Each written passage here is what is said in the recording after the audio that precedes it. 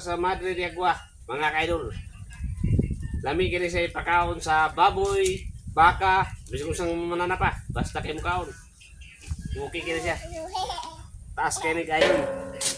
Pero di ni siya pwede sa mga buros. Comment lang mo, kay baligyan ka mo, nakaging dahon no. Kiniluho na to eh. Oh, dakan kayo. Isa ka burden. Kiniluho na to eh. Kung palit mo. Diim lang. Ano siya, dinkin eh. Itanom ni siya, kay kusukin na siya mo salingsing.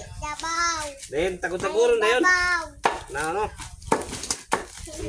Sagulan nun mo gamayng page. Kao na kayong baboy. Dili na siya, sikat na sa Pilipinas. Sikat na sa ibang bansa. Ano siya. Daghang giwa kailan eh. Ano yung sagbuta. Sagbot ang ngalan to eh. Kaya uminga pa na to eh. Pero magkao din siya, sikat din siya sa YouTube. Research nyo lang. Madre de Agua, Dikigwa. Muna siya mga kaidol.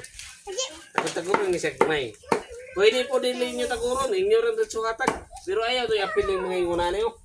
Anyong ihatag dahog. Mga kaidol.